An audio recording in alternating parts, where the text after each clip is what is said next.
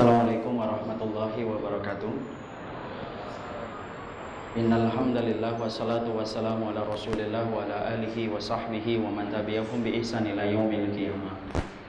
Bapak-bapak dan ibu yang semoga Allah rahmati dan Allah berkahi, dan semoga senantiasa dilimpahi dengan banyak pahala ketika mengayunkan langkah kakinya ke masjid ini. Kita bersyukur tentunya hanya kepada Allah atas seluruh kenikmatan-kenikmatan yang Allah telah limpahkan dan Allah curahkan kepada kita selaku hambanya ketika menapak jalan ketaatan. Karena sesungguhnya yang mampu menjadikan ibadah menjadi hiasan dalam kehidupan kita hanyalah pertolongan Allah. Jangan menyombongkan dengan apa yang telah kita lakukan di dalam ibadah, karena sesungguhnya ibadah dan ketaatan yang lahir dalam kehidupan kita adalah ibadah yang lahir disebabkan pertolongan Allah yang melingkupi dalam kehidupan kita menghambakan diri kepada Allah. Dan inilah yang kita syukuri, karena sesungguhnya yang kita syukuri bukan hanya kenikmatan duniawi, karena kenikmatan duniawi itu dibagi rata, mukmin dan kafir sama-sama mendapatkan kenikmatan duniawi. Tetapi yang kita syukuri adalah kenikmatan ketika Allah memberikan kepada kita perkara-perkara yang mampu menjadikan kita selamat dalam kehidupan kelak kita di akhirat, dan perkara yang mampu menjadi pintu keselamatan kelak dalam kehidupan di akhirat, yaitu adalah ketika kita berkumpul di majelis ilmu, mendapatkan tetesan embun kebenaran yang disampaikan oleh Allah dan Rasul-Nya, dan inilah yang kita syukuri. Kenapa kita senantiasa bersyukur dan senantiasa mengingatkan kepada kita untuk senantiasa bersyukur? Sesungguhnya manusia itu diingatkan untuk bersyukur karena hakikat manusia itu adalah suka lupa dengan banyaknya kenikmatan-kenikmatan yang Allah telah berikan kepada mereka. Kalau kita tidak percaya, mari dengarkan apa yang disampaikan oleh Hasan Al-Basri rahimahullah ta'ala. Hasan Al-Basri pernah ditanya, sifat dasar manusia itu apa? Maka kemudian beliau menjawab, sifat dasar manusia itu dua. Yang pertama, ya'udul masaib. Sesungguhnya manusia itu suka sekali menghitung-hitung setiap ujian dan musibah yang menimpa ke dalam hidupnya. Ana dan antum ini sama. Kita ini akuntan paling handal kalau sudah menghitung setiap ujian dan musibah. Makanya antum sariawan 4 tahun yang lalu masih ingat betul. Kenapa? Karena sesungguhnya kita paling pintar kalau menghitung setiap ujian. Kita rugi jualan mobil, rugi 2 juta, Masya Allah, sampai 20 tahun tidak pernah lupa. Karena sesungguhnya kita merupakan orang yang paling pandai ketika menghitung setiap ujian dan musibah. Itu sifat yang pertama. Sifat yang kedua, wayang sanik marobihi. Sesungguhnya sifat yang kedua suka melupakan besarnya kenikmatan yang Allah telah berikan kepada kita. Jadi kita ini pada dasarnya amnesia akut. Kalau sudah bicara tentang kenikmatan, bahwasanya kalau sudah bicara tentang kenikmatan, Masya Allah, kita sering sekali kenikmatan-kenikmatan yang kita sudah diberikan oleh Allah Subhanahu wa Ta'ala kita lupakan dalam kehidupan, disebabkan manusia itu lupa dengan besarnya kenikmatan yang Allah telah berikan kepada mereka. Inilah yang menjadikan kita kenapa sering mengingatkan untuk senantiasa bersyukur, karena antum sifatnya sama, amnesia kalau sudah bicara tentang kenikmatan, tetapi akuntan yang paling handal kalau sudah menghitung setiap ujian dan musibah. Makanya Masya Allah, beruntunglah mereka yang saling memberikan nasihat untuk melupakan setiap ujian dan mengingat setiap kenikmatan yang Allah berikan kepada kehidupan kita. Karena ujian sebesar apapun yang datang dalam kehidupan kita hanyalah seujung kuku, tetapi kenikmatan yang datang dari Allah adalah seluas samudra. Harusnya apa yang menjadi seujung kuku tidak pernah menghilangkan luasnya samudra kenikmatan yang Allah telah berikan kepada kita. Karena Masya Allah, bukanlah ujian yang pantas untuk diingat, tapi kenikmatan itulah yang pantas untuk diingat bagi orang yang beriman. Inilah yang menjadikan kita senantiasa memperhatikan bagaimana kesyukuran kita di hadapan Allah. Karena sesungguhnya perahu dalam mengarungi samudra kehidupan itu cuma dua, perahu kesabaran dan yang kedua perahu kesyukuran. Dengan itulah kita akan merasakan bahagia di dalam hidup. Jangan nunggu bahagia baru bersyukur, tapi bersyukurlah, pasti kamu akan bahagia. Kalau orang itu sudah bersyukur, Pak, Masya Allah, dikasih oleh Allah apa saja itu akan terasa nikmat. Dikasih teri terasa rendang kalau sudah bersyukur. Astrea terasa Kawasaki Ninja kalau sudah bersyukur. Inilah yang menjadikan kita bersyukur dalam setiap waktunya. Jamaah yang semoga Allah rahmati dan Allah berkahi, dalam kesempatan kali ini Nggak apa-apa. Tes. Tes. Kalau kita bersyukur, insya Allah suaranya sampai belakang. Dalam kesempatan kali ini kita akan membahas tentang satu tema yang berat dan tema yang panjang. Karena tema ini dipilihkan oleh ikhwan-ikhwan yang mana saya baru menyadarinya beberapa waktu sebelumnya, baru menyadari temanya, lalu melihat waktunya. Padahal temanya adalah Aina nahnu min akhlaqis salaf. Kalau kemudian ini jadi buku, Pak, lebih dari 150 halaman. Kemudian saya melihat waktunya dari jam 9 sampai jam setengah 12, Masya Allah. Berarti saya harus menyampaikan materi yang sangat panjang dan berat dalam waktu yang sangat singkat. Padahal itu kalau kita pelajari dalam bangku kuliah, Aina nahnu min akhlaqis salaf itu bisa membutuhkan 1 semester untuk membicarakan tentang bagaimana akhlak para salafus salih. Saya lalu husnudon, ini Masya Allah ini. Berarti yang saya ajarin ulama-ulama besar. Karena saya harus mengajar tentang akhlak salaf tapi dalam waktu dan tempo yang sangat singkat-singkatnya. Jadi insya Allah kita akan membahas tentang tema yang penting, yaitu adalah tema yang membicarakan tentang bagaimana kehidupan akhlak salafus salih. Tapi sebelum kita membahas tentang itu, di mana itu adalah pembahasan yang cukup panjang, kita harus paham bahwasanya kehidupan agama kita adalah kehidupan yang harus betul-betul sehat. Kalau boleh kita nukil bahasanya Imam Ibnu Qayyim dalam kitabnya I'lamul Muwaqqi'in, sesungguhnya kehidupan agama itu akan benar dan akan sehat ketika pemahaman itu merujuk kepada Nabi dan merujuk kepada para sahabat. Makanya beliau katakan ada 2 kenikmatan, yang mana 2 kenikmatan ini merupakan kenikmatan yang besar setelah Allah memberikan kenikmatan Islam, di mana tidak semua orang mendapatkan 2 kenikmatan ini. Yang pertama, sihatul faham, yaitu adalah pemahaman yang dia lakukan di dalam kehidupan ibadah, yaitu adalah kehidupan agamanya berdasarkan kepada Rasulullah dan para sahabat. Indikator sehatnya pemahaman kita, indikatornya adalah ketika kita sama dengan apa yang disampaikan oleh Rasulullah dan para sahabat. Kenikmatan yang kedua yang besar dari kenikmatan setelah Islam itu adalah husnul qasdi, hatinya ikhlas, bahwasanya dia tidak berkata dan tidak berbuat kecuali mengharapkan keridhaan dari Allah Subhanahu wa taala. Disinilah kita paham ternyata memahami agama tidak hanya cukup dengan memakai kitabullah dan sunnah, tetapi sesungguhnya di dalam kehidupan kita menghambakan diri kepada Allah, sempurnanya iman kita kepada Allah, yaitu adalah ketika kita menjadikan pemahaman para sahabat dan pemahaman Nabi serta kalangan tabi'in dan tabi'ut tabi'in menjadi pemahaman yang menyempurnakan pemahaman kita di dalam agama. Ini penting untuk kita garis bawahi dulu, karena kita tidak mungkin berbicara tentang salaf tanpa mengerti betul bagaimana kedudukan pemahaman para salaful ummah di dalam kita memahami agama. Makanya mari kita lihat Imam Ibnu Qayyim di dalam kitabnya I'lamul Muwaqqi'in sampai menerangkan ada 46 dalil yang terdapat di dalam kitabullah dan terdapat di dalam sunnah yang menerangkan tentang kewajiban seseorang untuk kembali dan merujuk kepada pemahaman para sahabat, merujuk kepada pemahaman para tabi'in dan merujuk kepada pemahaman para tabi'ut tabi'in. Karena sesungguhnya agama kita tidak akan benar secara utuh sampai kita merujuk pemahaman sesuai dengan pemahaman yang disepakati oleh mereka. Makanya Allah kemudian berfirman, wasabiqunal awwaluna minal muhajirin wal ansar walladzina tabauhum bi ihsan radhiyallahu anhum wa radu anhu. Allah berfirman di dalam surat At-Taubah yang ke-100, orang-orang yang pertama kali masuk Islam dari kalangan muhajirin dan ansar dan orang yang mengikuti mereka, sesungguhnya mereka diridhai oleh Allah dan mereka pun ridho, Allah menjadi Rabb bagi mereka. Inilah dalil yang kuat di antara 46 dalil yang disebutkan oleh Imam Ibnu Qayyim. Sesungguhnya kehidupan agama kita tidak akan pernah lurus sampai kita kembalikan pemahaman kita sesuai dengan pemahaman yang dibidani oleh para sahabat dan dibidani oleh para tabi'in dan para tabi'ut tabi'in.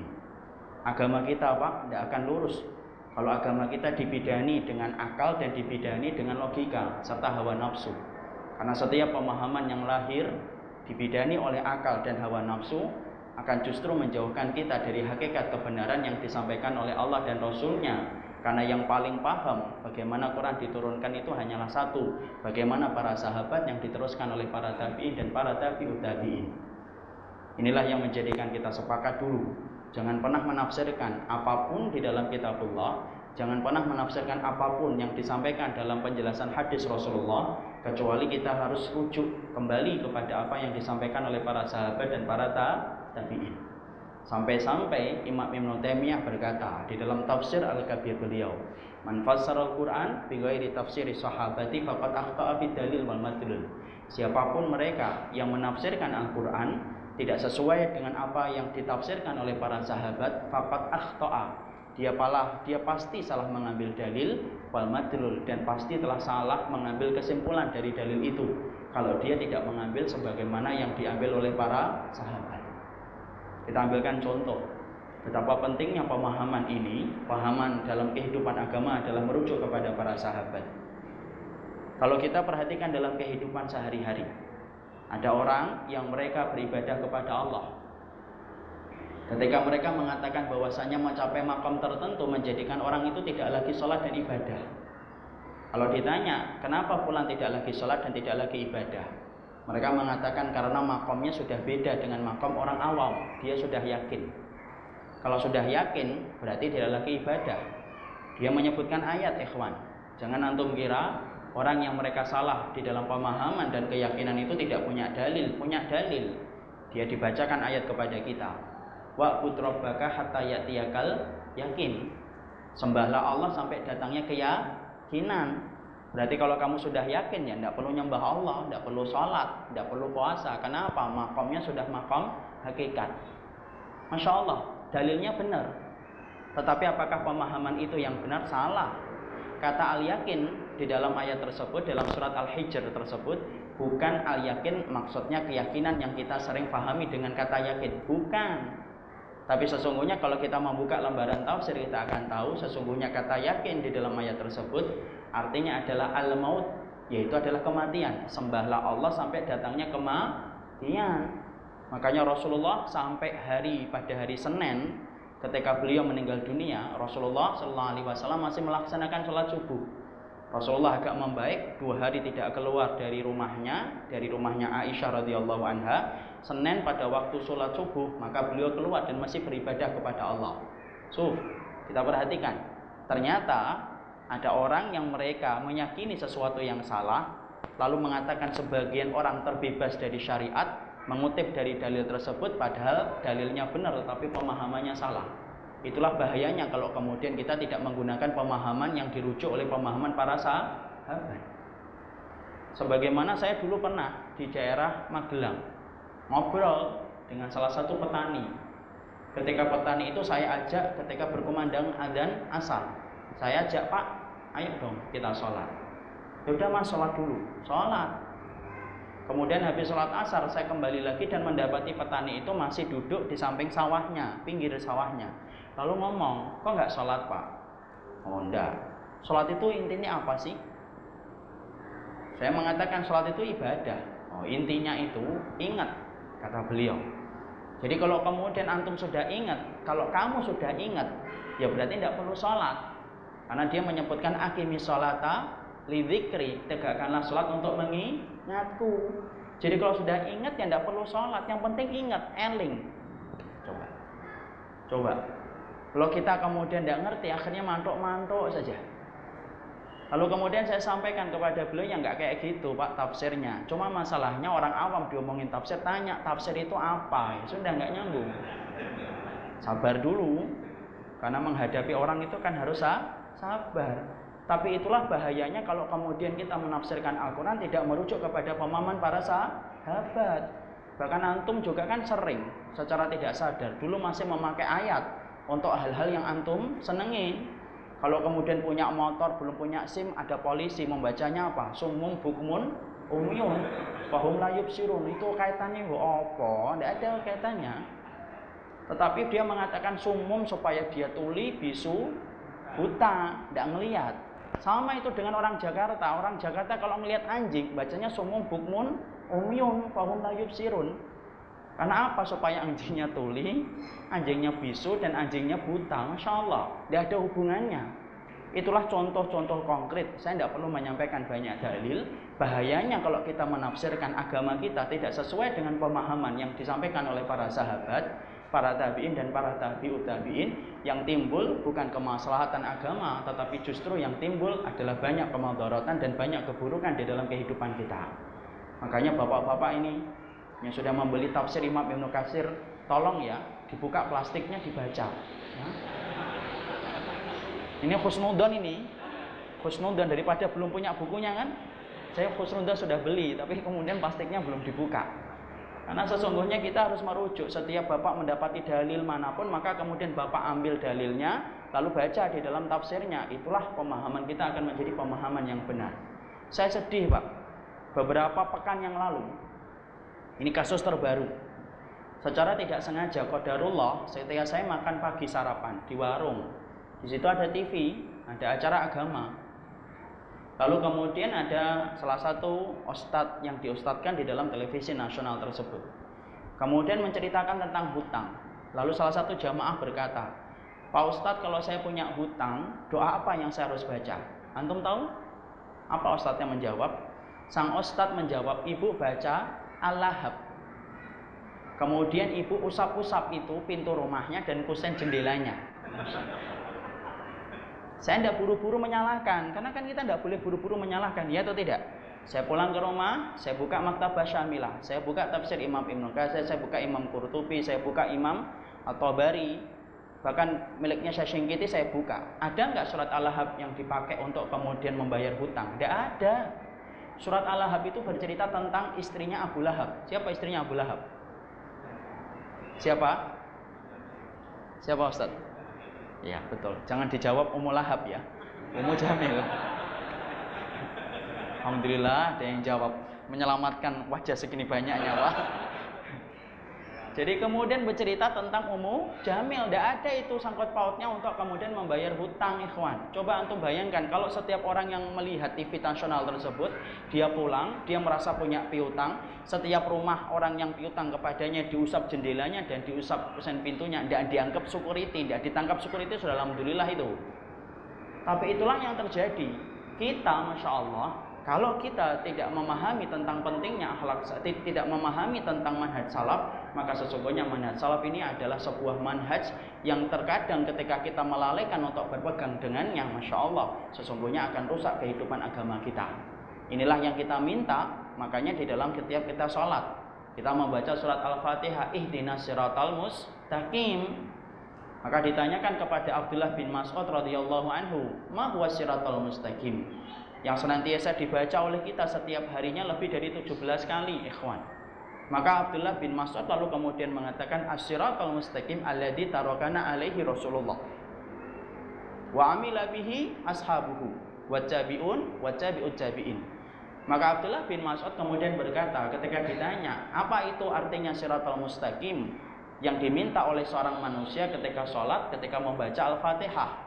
Maka beliau Abdullah bin Mas'ud mengatakan yang ditinggalkan oleh Rasulullah, diamalkan oleh para sahabat, diamalkan oleh para tabi'in dan tabi'ut tabi'in, maka itulah yang disebut dengan siratal mustaqim. Itulah jalan siratal mustaqim, jalannya saya, jalannya Bapak, dan jalan siapapun yang ingin kembali kepada manhaj yang benar, maka sesungguhnya itulah manhaj orang yang beriman. Karena orang yang beriman sifat mereka adalah rujuk kepada Nabi dan para sahabat.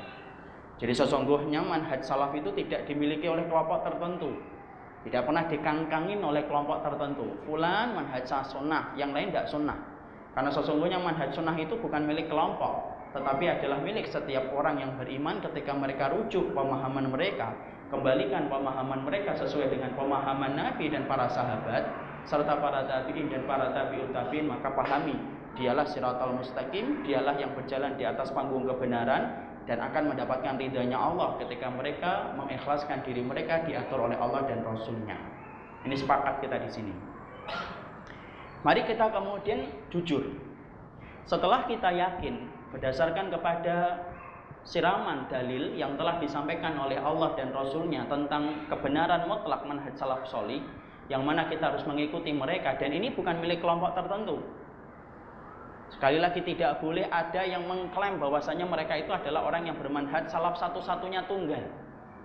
Karena sesungguhnya manhaj ini bukan manhaj perusahaan. yang mana punya pemimpinnya dan punya bagian HRD untuk mengeluarkan orang. Kamu ini nggak sunnah, ini nggak salaf, ini keluar kamu. Ini bukan perusahaan yang memiliki bagian HRD untuk memasukkan dan mengeluarkan orang.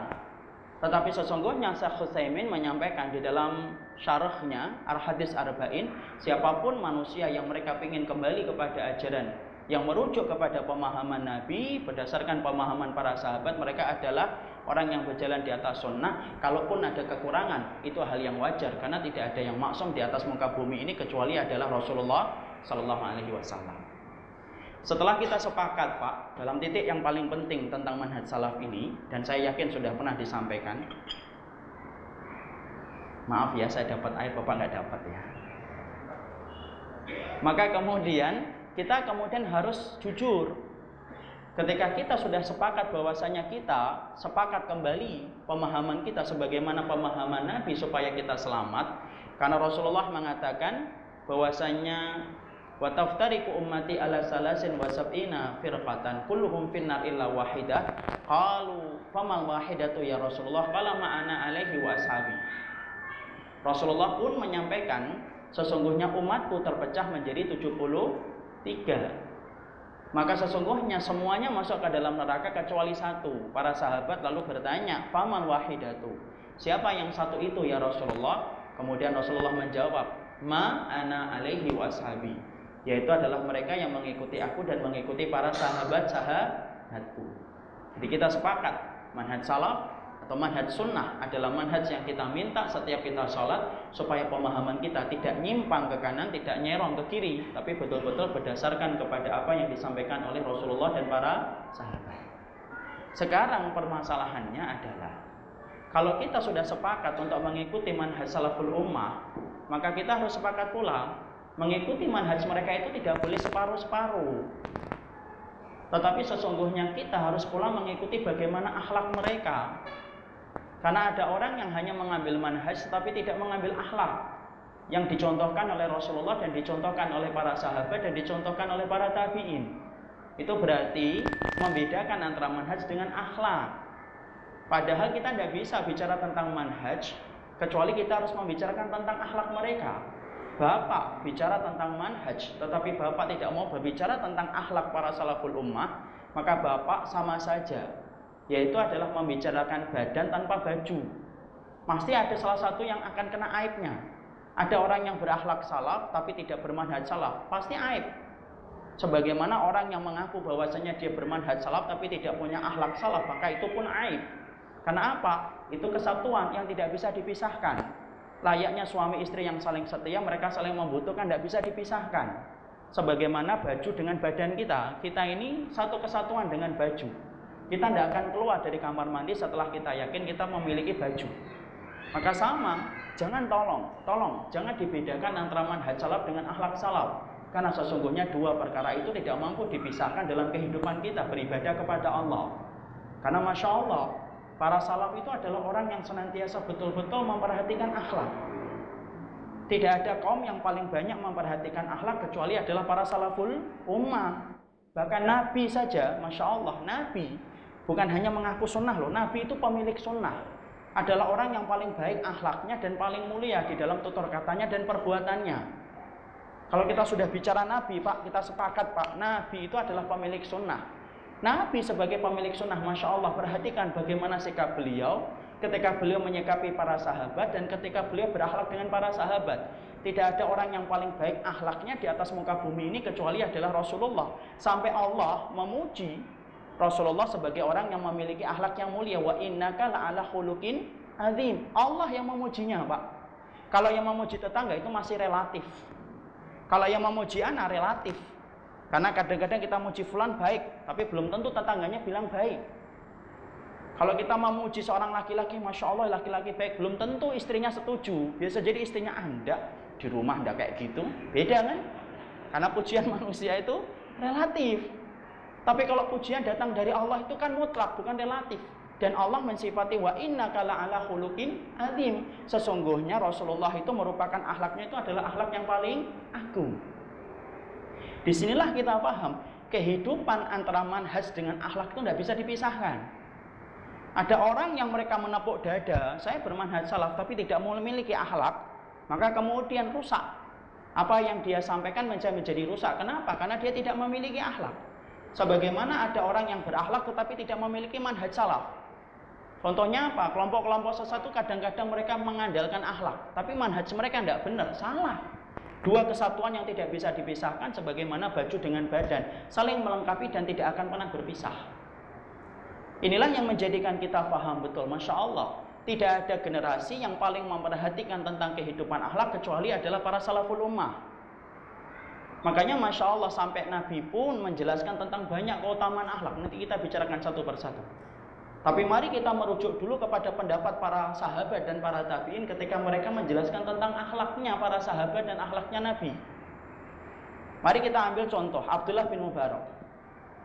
Abdullah bin Mubarak adalah orang yang begitu solih. Orang yang paling mirip dengan kehidupan para sahabat itu adalah Abdullah bin Mubarak, Pak. Putranya Mubarak, mantan budak yang bekerja kepada seorang qadhi yang betul-betul alim ketika menjaga perutnya, sampai lahir anak yang solih yang bernama Abdullah bin Mubarak.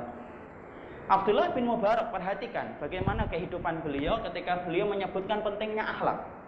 Sampai beliau itu mengatakan kuntu ta'alamtul ilma isyrina sanatan wa ta'alamtul adab salasina sanatan. Saya adalah orang yang belajar tentang ilmu berkaitan tentang hadis, riwayat, jarh, ta'dil semuanya, maka sesungguhnya saya itu belajar ilmu 20 tahun. Wa kuntu ta'alamtul adab, dan sesungguhnya saya tentang belajar adab dan belajar akhlak salasina sanatan, saya belajarnya 30 tahun. Porsi waktu yang diberikan oleh Abdullah bin Mubarak untuk belajar akhlak itu jauh lebih panjang daripada porsi waktu yang diberikan oleh beliau ketika belajar ilmu dan manhaj. Kenapa? Karena mau menunjukkan betapa besarnya kehidupan akhlak yang diyakini oleh para salaful ummah.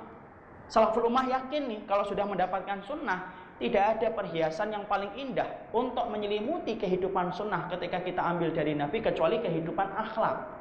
Makanya sampai Abdullah bin Mubarak, Masya Allah, 30 tahun Pak belajar akhlak. Jatuh bangun bagaimana beliau itu mengamalkan akhlak. Padahal ketika beliau belajar tentang ilmu, Masya Allah sesungguhnya para salaf, Abdullah bin Mubarak ketika belajar tentang ilmu, maka beliau belajarnya adalah 20 tahun. Mungkin maju ke depan. Ya. Disinilah kita ngerti betul, Masya Allah, ya, bagaimana kedudukan manhaj dan akhlak begitu besar dalam kehidupan para salaful ummah. Sehingga mereka betul-betul luar biasa di dalam kehidupan akhlak mereka, karena mereka ngerti sesungguhnya ruh dalam kehidupan manhaj itu adalah akhlak yang mulia. Makanya diulangi lagi oleh Ruwayyim rahimahullahu ta'ala.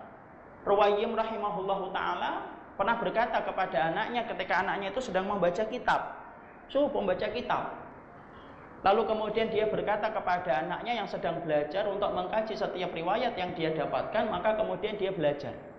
Maka kemudian Ruwayyim rahimahullahu ta'ala berkata kepada anaknya, ij'al ilmaka milhan waj'al adabaka daqiqan.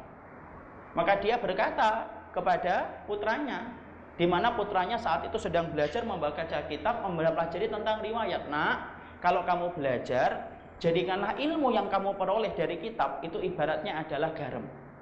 Dan jadikanlah akhlak yang kamu miliki setelah kamu belajar kitab, jadikanlah ilmu, amalmu, adabmu sebagaimana adonan tepung. Bapak kalau ngerti adonan tepung, yang paling banyak adalah tepungnya, maka kemudian garamnya itu hanyalah ditaburi aja. Garamnya banyak atau sedikit? Sedikit. Apalagi kalau orang kena penyakit gula darah tinggi, tidak boleh banyak-banyak. Yang paling banyak apa? Adonan tepungnya. Masya Allah, Ruwayyim itu berkata mengibaratkan porsi antara adab dan porsi ilmu. Ilmu diibaratkan oleh Ruwayyim rahimahullahu ta'ala, diibaratkan dengan garam. Adapun adab dan akhlak yang menyertai kehidupan seseorang ketika dia menghambakan diri beribadah kepada Allah, dia jadikan bahwasanya adabnya itu sebagaimana adonan tepung. Ini menunjukkan betapa besarnya kehidupan akhlak dalam kehidupan para salaful ummah, sampai mereka berani menempatkan porsi akhlak sebagaimana tepung dan menempatkan porsi ilmu sebagaimana garam. Karena Masya Allah, inilah perkara yang paling cepat menaikkan karir seseorang di hadapan Allah ketika mereka senantiasa memiliki akhlak yang mulia. ketika mereka menjalani kehidupan sesuai dengan perintah akhlak yang ditetapkan oleh Allah dan Rasul. Makanya sampai Imam Syafi'i itu benci betul. Siapa yang dibenci oleh Imam Syafi'i? Yang dibenci oleh Imam Syafi'i bukan hanya orang yang memperturutkan nafsu. Sampai kemudian Imam Syafi'i saja sampai kemudian menjadikan orang yang berilmu kalau tidak punya akhlak dan tidak punya adab, diperintahkan Pak, saya dan antum diperintahkan untuk membencinya kalau kemudian orang yang berilmu itu tidak punya akhlak. Kalau kita tidak percaya, dengarkan apa yang dikatakan oleh beliau. Beliau mengatakan, man ahabba yaftahallahu lahu qalbahu ayunawirahu fa'alaihi bil khulwah wa tarkus sufaha wa qillatul aql wa bughdhu ahlul ilmi alladzi laisa ma'ahum insafun wala adabun. Perhatikan ketika Imam Syafi'i berkata, man ahabba yaftahallahu lahu. Barang siapa orang yang hatinya itu pengen dibuka oleh Allah. Jadi kalau ana dan antum pengen dibuka hatinya oleh Allah, wa yunawwirahu, diberikan cahaya iman di dalam jiwa dan hati kita, maka lakukanlah berikut ini, kata Imam Syafi'i. 1, khulwah. Banyaklah kalian itu berdoa dengan Allah. Jangan berdoa dengan makhluk terus. Sesekali kita itu harus berdoa dengan Allah lebih banyak daripada berdoa dengan makhluk. Khulwah itu namanya. Wa tarkus sufaha, tinggalkan orang bodoh yang memperturuti nafsunya. Tinggalkan kalau memang kemudian mereka tidak bisa memberikan faedah dalam kehidupan kita. Wa qillatul aql, sedikit makan. Wa bughdhu ahlul ilmi, dan kemudian bencilah orang yang berilmu. Bencilah orang yang berilmu. Alladzi laisa ma'hum insafun wala adabun, yang tidak punya akhlak dan tidak punya adab. Makanya Masya Allah, sampai orang yang berilmu saja disuruh benci. Padahal Imam Syafi'i mengatakan wa ahlul ilmi, bukan thalibul ilmi loh ya. Bapak harus bedakan antara ahlul ilmi dengan thalibul ilmi. Ahlul ilmi adalah orang-orang yang betul-betul dia itu mumpuni di dalam keilmuannya, hafal ribuan hadis, hafal dengan kemudian Al-Quran, hafal dengan seluruh kawaid yang ada di dalam fikih ataupun usul fikih. Itu ahlul ilmi. Tapi kalau kemudian ustadz menyampaikan kitab, kajian tafsir, itu bukan ahlul ilmi, itu thalibul ilmi. Kalau ahlul ilmi yang tingkat pencapaian ilmunya jauh lebih tinggi daripada masyarakat awam dan thalibul ilmi, ketika mereka tidak memiliki adab dan tidak memiliki akhlak, kemudian kita disuruh untuk membencinya, bayangkan bagaimana dengan orang yang rendah kualitasnya dibandingkan para ahlul ilmi. Ini menunjukkan kepada kita, Masya Allah, berarti kehidupan manhaj salaf itu tidak pernah terpisah dari akhlak. Makanya Pak, Masya Allah, kalau amalan Bapak dan amal saya biasa, tapi ketika kita memiliki akhlak yang baik, maka bisa jadi amal yang biasa itu menjadi amal yang luar biasa di hadapan Allah. Kapan? Ketika amal kita ditopang dengan akhlak yang mulia. Bukankah kita mengetahui ada seseorang yang masuk neraka disebabkan banyak sholatnya, banyak puasanya, tapi ternyata akhlaknya buruk kepada tetangganya, sampai dia menyakiti tetangganya. Dan Rasulullah ketika ditanya, ya Rasulullah, inna fulanah tudkaru min kasrati sholatiha wa siyamiha wa sadaqatiha wa tu'di jaruha, aina hiya ya Rasulullah? Qala finnar. Makanya Rasulullah SAW pernah ditanya, ya Rasulullah, bagaimana dengan seorang wanita yang kami temui banyak sholatnya, banyak puasanya, banyak sedekahnya, wa tu'di jaruha, kekurangannya satu ya Rasulullah, tu'di jaruha, dia menyakiti tetangganya dengan lisannya. Aina hiya ya Rasulullah, di mana tempatnya kelak di akhirat? Rasulullah itu mengatakan finnar, dia berada di dalam neraka. Ibadahnya tidak bisa menyelamatkan ketika dia itu buruk akhlaknya. Ataupun sebaliknya, Masya Allah, kalau orang betul-betul akhlaknya itu mulia, Masya Allah, amalan yang biasa itu menjadi luar biasa ketika dia mampu untuk menunjukkan akhlak yang baik. Tidak percaya? Mari kita dengarkan sebuah riwayat yang datang dari Anas bin Malik, dari riwayat Imam Ahmad bin Hanbal rahimahullahu ta'ala. Rasulullah SAW berkata kepada para sahabat yang saat itu sedang berkumpul bersama Nabi, yatla' fikum rajulun min ahlil jannah. Ketika Nabi sedang duduk-duduk bersama dengan para sahabat, kemudian Nabi tiba-tiba berkata, nih bentar lagi nih, laki-laki penduduk surga nanti akan muncul. Masya Allah, laki-laki penduduk surga akan muncul. Yang muncul siapa Pak? Yang muncul adalah laki-laki Ansor, jenggotnya basah, nenteng sandal dengan tangan kirinya. Disebut Nabi sebagai penduduk surga. Masya Allah, itu senangnya kayak apa itu? Bapak kalau disebut oleh Nabi penduduk surga, Masya Allah, tidak akan hadir di sini. Nggak ngaji ya? Ada itu tema aina nahnu min ahlaki salam. Enggak, saya penduduk surga. Buat status penduduk surga jangan diganggu. Beliau itu diberitakan yatlaq fikum rajulun min ahlil jannah. Ini bentar lagi nih ada laki-laki penduduk surga itu akan muncul. Ternyata siapa Pak yang muncul? Laki-laki Ansar Pak, yang tidak terkenal namanya. Itulah yang kita harus paham. Kam min masyhurin fid dunya majhulun fis sama wa kam min majhulin fid dunya masyhurun fis sama. Ada orang yang kadang-kadang nggak dikenal sama kita tetapi dia terkenal di antara penduduk langit. Orang yang datang tidak diantar, pulang tak dijemput. Tapi nyebutnya jelangkung. Berarti masih ada sisa-sisa dulu ini. Maka kemudian Rasulullah SAW kemudian mengatakan, inilah penduduk surga. Hari berikutnya Nabi ketika bertemu dengan para sahabat kembali, Rasulullah mengulang perkataan yang kemarin. Yatlaq fikum rajulun min ahlil jannah. Bentar lagi nih, laki-laki penduduk surga akan muncul. Ternyata laki-laki kemarin, Pak, jenggotnya basah, nenteng sandal dengan tangan kirinya. Tapi jangan dianggap loh ya, itu amalan surganya. Nenteng sandal dengan tangan kiri, jenggotnya dibasahin. Enggak, bukan itu intinya hadis. Belum selesai. Jangan-jangan nanti keluar kok sandalnya ditenteng. Iya, ini amalan penduduk surga. Salah itu. Kemudian hari yang ketiga Rasulullah kembali mengatakan yatlaq fikum rajulun min ahlil jannah. Bentar lagi ini akan muncul laki-laki penduduk surga. Lah laki-laki yang kemarin jenggotnya basah nenteng sandal dengan tangan kirinya. Masya Allah, Bapak tidak perlu tanya, kok bisa 3 hari nenteng sandal Ustaz? Itu tidak dimasukkan dalam hadis. Maka kemudian ternyata ada salah satu sahabat yang penasaran. Siapa yang penasaran itu? Masya Allah, yang penasaran itu adalah Abdullah bin Amr bin As radhiyallahu anhuma. Dia penasaran sampai kedatang kepada sahabat tadi dan berkata, ini fi mukhasamah. Saya ini lagi bermusuhan sama ayahku. Boleh nggak saya tidur di rumahmu 3 hari saja? Ya, ini menunjukkan kepada kita Pak, kalau kemudian berkunjung ke saudara itu paling lama 3 hari, jangan 3 tahun. Tapi kan memperpanjang umur, ya antum panjang umurnya, dia pendek umurnya. Kok lama tidak pulang-pulang? Iya, silaturahmi memperpanjang umur. Antum yang panjang, dia yang pendek mendadak. Kemudian akhirnya dia tidur di rumahnya sahabat Ansar tadi, ikhwan. Masya Allah, tidur di rumahnya sahabat Ansar.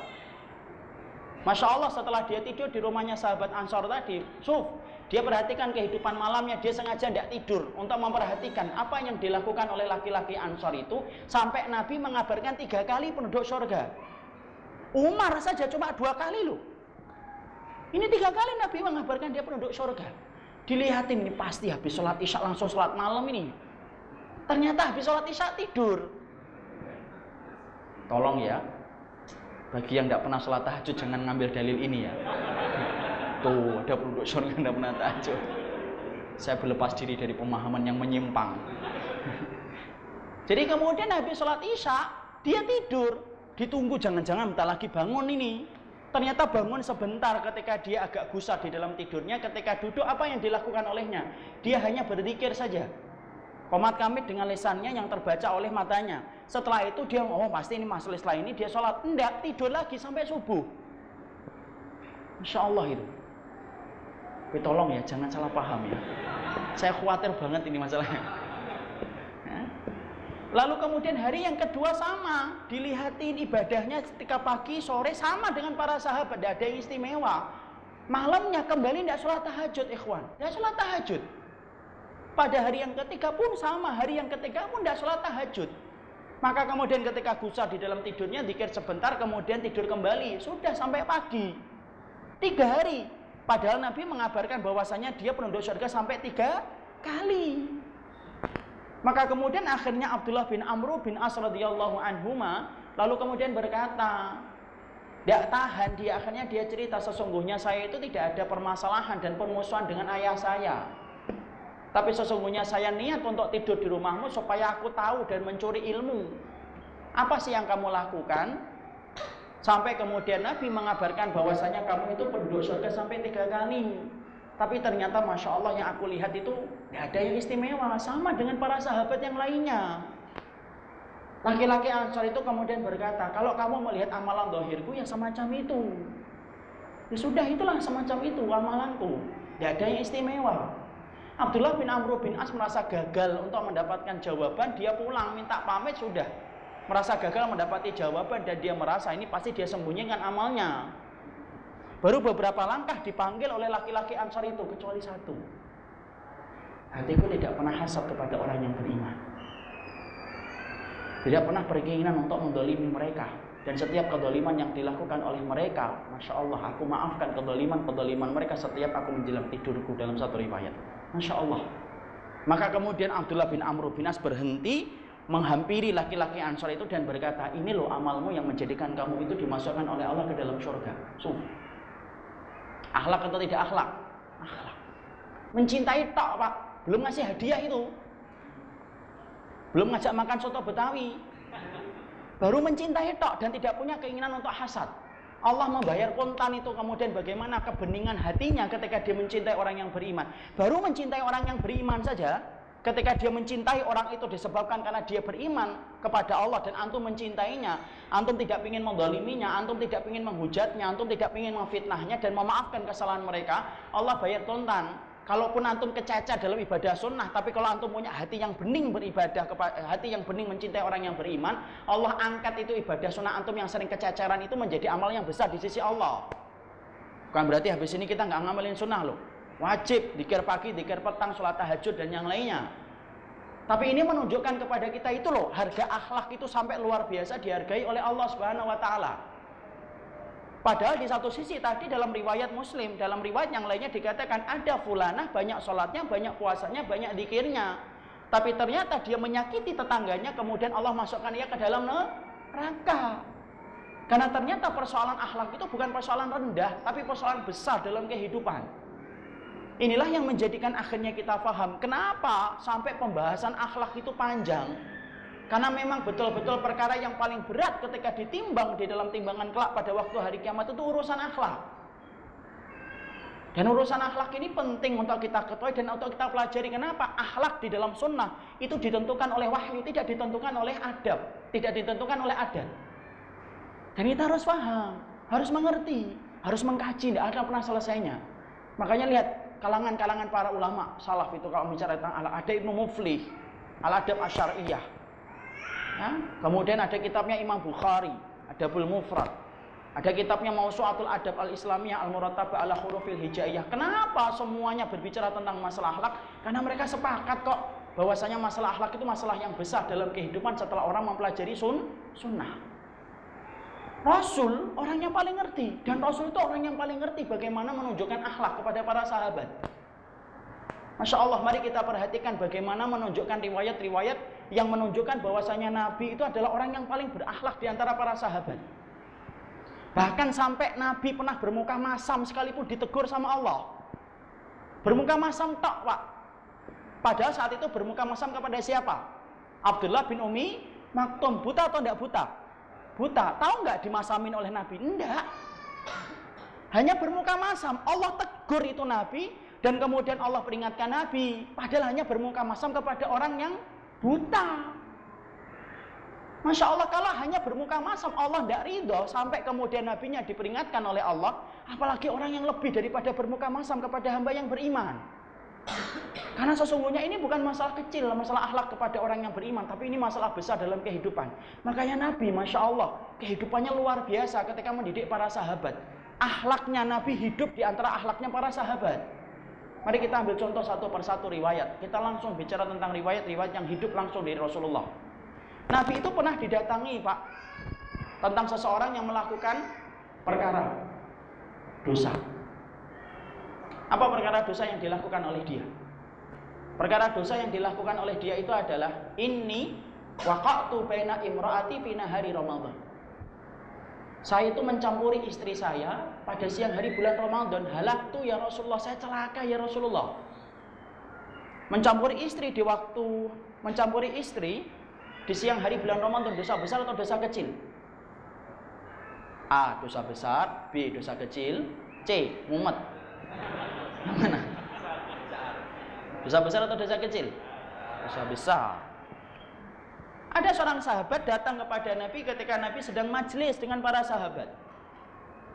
Ketika Nabi sedang duduk majelis bersama para sahabat, sahabat ini datang, ya Rasulullah, sesungguhnya saya itu jatuh dalam dosa besar ya Rasulullah. Saya celaka karena saya mencampuri istri saya di siang hari bulan Ramadan. Lihat Rasulullah. Rasulullah apakah kemudian marah-marah? Enggak, kamu itu ya sahabat, kok bisa-bisanya enggak bisa nahan gitu loh. Buat tahan sebentar sampai maghrib. Rasulullah enggak mengatakan itu. Rasulullah apa yang beliau katakan saat itu? Anta suma syahraini mutatabi'aini. Ya sudah, kalau kamu sudah jatuh dalam perbuatan itu, maka kamu itu puasa saja 2 bulan berturut-turut. Sahabat itu langsung mengatakan, la utiqu anha, saya tidak mampu ya Rasulullah. Tidak kemudian nyoba dulu. Nasib langsung jawab, kamu itu ya coba dulu. Langsung jawab aja. Rasulullah tidak ngatain itu, Pak. Bapak apa nggak kagum baca riwayat itu? Betapa lembutnya Nabi, semangatnya untuk memasukkan orang ke dalam jalan surga itu sebegini besarnya itu.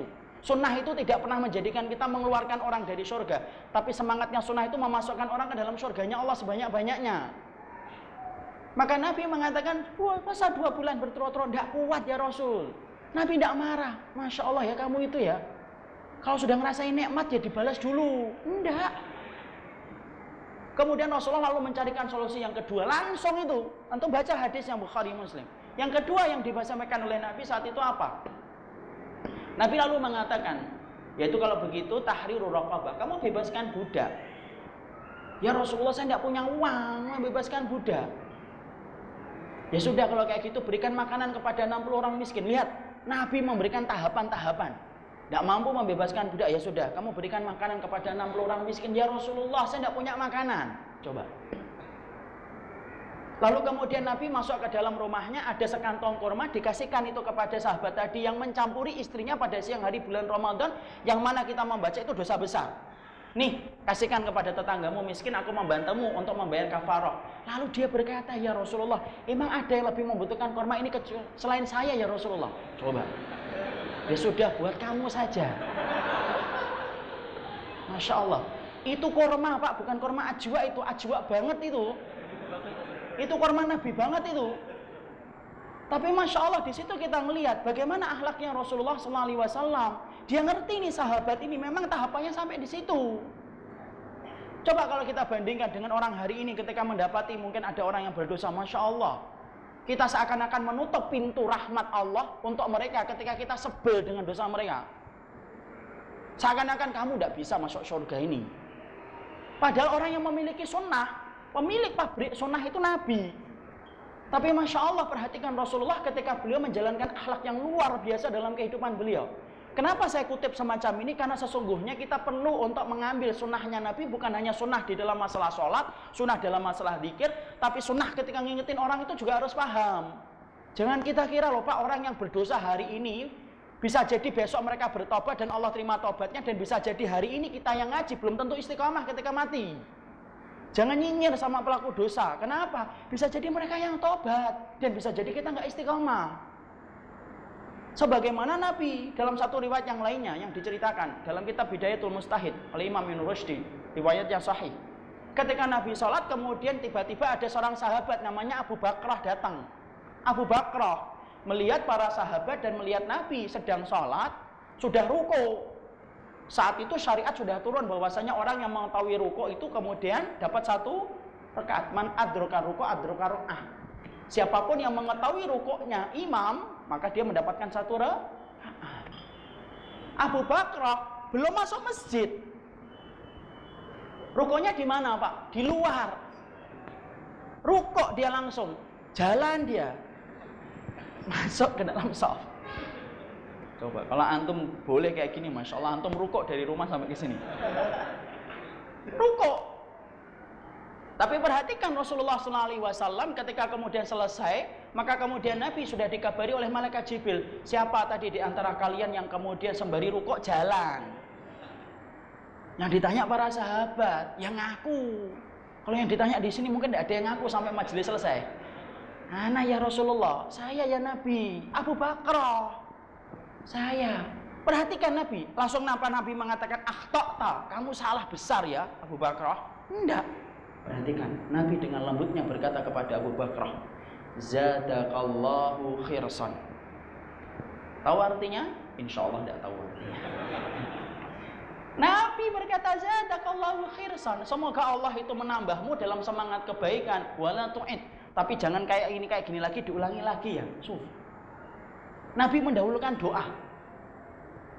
Kenapa? Orang yang beriman itu orang yang paling layak untuk dicintai, Pak. Kalaupun mereka punya kesalahan, tolong tunjukkan akhlak kepada mereka. Karena sesungguhnya tidak ada orang yang ingin mendapatkan buruk akhlak sebagaimana kita juga tidak ingin mendapatkan buruk akhlak dari orang lain. Sama pula dalam peristiwa ketika Arab Badui kencing di masjid. Perhatikan Rasulullah SAW ketika mendapati Arab Badui itu kencing. Para sahabat sudah tidak kuat. Ketika mereka hampir menghunuskan pedang untuk memenggal kepala. Kenapa? Kencing di masjid itu bukan dosa kecil, dosa besar itu. Kencing di masjid. Lawang tidur aja sekarang disuruh mundur kok. Jangan tidur di karpet belakang. Itu tidur aja tidak boleh kok di masjid kok, apalagi ini kencing. Tapi Masya Allah ketika Arab Badui itu sedang kencing dalam riwayat Muslim, ketika para sahabat ingin menghardiknya dan ingin untuk memenggal kepalanya, Nabi mengatakan biarkan dulu kayak gitu. Tahu gak kenapa Nabi kemudian mengatakan pada para sahabat supaya jangan mengganggu kencingnya? Itulah Nabi. Nabi tahu kalau sedang kencing diganggu, malah najisnya kemana-mana. Lalu kemudian akhirnya setelah selesai Arab Badui itu keluar. Itulah Arab Badui. Rasulullah ngerti kok, ini Arab Badui nih. Maka kemudian Rasulullah kemudian hanya meminta semangkok atau kemudian secawan air, kemudian dia berikan itu kemudian kepada air itu, kemudian sudah selesai. Ini akhlak yang hidup di antara kehidupan Nabi. Padahal beliau itu siapa? Pemilik sunnah. Bahkan ketika beliau memperlakukan orang yang melakukan dosa besar sekalipun, Masya Allah, orang yang melakukan dosa besar pun Rasulullah itu tidak semangatnya mencari aib. Kenapa? Salah satu bentuk akhlak itu apa? Kaful adha. Kamu cegah lisanmu, kamu cegah perbuatanmu untuk tidak menyakiti orang yang beriman. Makanya Imam Nur Rajab pernah ditanya, akhlak itu apa? Badrul adha, ihtimalul adha, wa kaful adha. Akhlak itu cuma 3. Badrul adha, kamu suka menolong. Kaful adha, kamu tidak menyakitin orang. Ihtimalul adha, kamu sabar kalau disakitin orang. Nabi ketika memperlakukan orang yang melakukan dosa besar, Nabi itu akhlaknya luar biasa.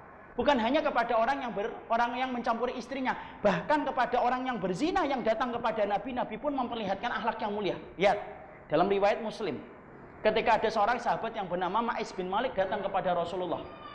Lalu kemudian Rasulullah sedang bersama para sahabat.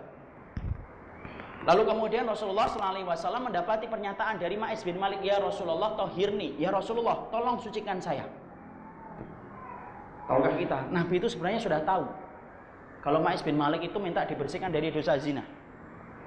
Tapi perhatikan Rasulullah itu semangatkan nutupin, memberikan udzur kepada saudaranya, memberikan udzur kepada para sahabat. Ketika Ma'is bin Malik berkata, ya Rasulullah tohirni, ya Rasulullah sesungguhnya tolong sucikan saya. Apa yang dikatakan Nabi? Waihaka, amboi, celaka sekali apa yang kamu katakan wahai Ma'is. Pulang ke rumah, istighfar di rumah. Di rumah.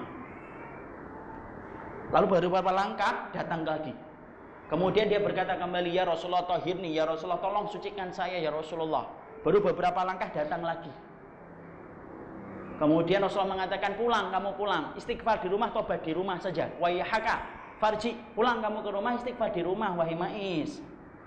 Sampai 4 kalinya. Saking nggak tahan dadanya itu Ma'is bin Malik, karena dia takut dengan adab siksa di neraka, maka dia minta supaya disegerakan di dunia. Dia balik lagi yang keempat kalinya. Baru Nabi itu bertanya, fima utahhiruka, kamu itu dosa apa sih sampai kamu pingin untuk dibersihkan? Insya Allah. Barulah kemudian Ma'is bin Malik mengatakan apa? Minaz zina ya Rasulullah. Tolong ya Rasulullah, tolong sucikan saya, bersihkan saya dari dosa zina yang saya lakukan. Padahal Ma'is bin Malik itu muhsan, Pak. Muhsan itu apa? Sudah menikah. Zina apabila dilakukan oleh manusia ketika banyak penghalangnya, tapi kalau dilabrak semakin besar penghalangnya, menjadikan dosanya itu semakin besar. Makanya nikah orang yang berzina antara orang yang belum nikah sama orang yang sudah nikah, kenapa beda?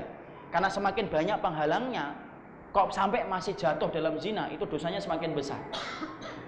Sudah nikah, sudah punya istri kok sampai bisa zina. Itu Masya Allah itu. Dan tidak ada kenikmatan yang paling Allah benci di atas muka bumi ini kecuali adalah kenikmatan yang dialiri oleh manusia dari hasil zina. Makanya hukuman hudud yang paling berat itu dua. Satu, hukuman bagi pelaku zina, dan dua, hukuman bagi pelaku gay dan homo dan lesbian. Dinaikkan ke tempat yang tinggi, dijatuhkan, dilempari batu dari atas. Kalau kemudian pelaku zina kalau sudah menikah, rajam. Rajam itu gimana? Dimasukkan ke dalam bumi, lalu kemudian tinggal sisanya kepalanya, lalu disiapkan batu. Batunya tidak boleh batu yang gede, yang sekali dijatuhkan ke kepala pecah, enggak. Tapi juga batunya tidak boleh kecil-kecil, sampai seminggu tidak mati-mati, tidak boleh. Batunya yang sedang. Kata Syekh Utsaimin dalam Syarah Riyadhus Shalihin, kenapa batunya yang sedang? Supaya orang ketika dilempari dengan batu ketika dia berzina, Masya Allah, seluruh urat syarafnya dari ujung rambut sampai ujung kaki merasakan sakit, sebagaimana kenikmatan itu yang didapatkan oleh seseorang ketika dia berzina. Karena apa? Dosa yang paling nikmat, yang mampu mengaliri syaraf itu dengan kenikmatan itu dosa zina. Orang membunuh itu karena emosi. Orang korupsi hanya puas nafsunya. Tapi orang yang berzina, dari seluruh tubuh, kata Syekh Utsaimin, dari ujung rambut sampai ujung kaki itu merasakan nikmatnya. Dan itu kenikmatan yang paling Allah benci di atas muka bumi. Ma'is bin Malik datang kepada Nabi minta dibersihkan. Maka kemudian Rasulullah setelah 4 kali menyuruh Ma'is bin Malik untuk pulang, dan Ma'is bin Malik tetap datang kepada Rasulullah, baru Rasulullah itu kemudian nanya, ya, fima utahhiruka, dosa apa sih kamu wahai Ma'is? Minaz zina ya Rasulullah, dari dosa zina. Lalu kemudian Rasulullah SAW kemudian apakah langsung beliau menetapkan hukuman? Enggak. Rasulullah kemudian berkata dulu, memberikan udzur lagi. Setelah 4 kali udzur, lihat udzur yang kelima yang diberikan Nabi. Ayashrabul khamra, jangan-jangan Ma'is bin Malik ini lagi mabuk. Faqama rajulun minas sahabah fastankahahu wa lam yajid minhu riha khamrin. Lalu kemudian ada salah satu sahabat yang berdiri, istingkah. Istingkah itu apa, Pak? Istingkah itu mencium-cium bau mulutnya Ma'is bin Malik. Tidak ada bau khamar ya Rasulullah. Tuh, lihat 5 udzur. Masih kurang? Kurang. Rasulullah pun yang mengatakan kembali, huwa majnunun, jangan-jangan Ma'is bin Malik ini gila. Udzur lagi diberikan oleh Nabi. Lalu kemudian para sahabat sepakat lalu mengatakan, innahu laisa bimajnun ya Rasulullah, dia tidak dalam keadaan gila. Sudah berapa udzurnya? 6. Nabi masih memberikan udzur lagi yang ke-7. Kemudian Nabi berkata lagi kepada para sahabat, kepada Ma'is bin Malik, azanaita anta, kamu yakin telah berzina? Betul ya Rasulullah. Sebagaimana timbang masuk dalam sumur, iya. Sebagaimana celak masuk dalam tempatnya, betul ya Rasulullah. Baru kemudian setelah 7 udzur diberikan Nabi, Masya Allah, barulah kemudian ditegakkan hukuman kepada Ma'is bin Malik sampai beliau dirajam. Lihat, sama pelaku dosa sekalipun, Rasulullah pun tetap menunjukkan akhlaknya dan semangatnya Nabi, bukan untuk kemudian memperlihatkan aib, tetapi semangatnya Nabi nutup. Makanya kalau kita perhatikan, Pak, rata-rata sunnah itu adalah bagaimana kita memberikan manfaat yang banyak kepada orang yang beriman, dan bagaimana sunnah itu mengontrol kita supaya kita tidak menyakitin orang.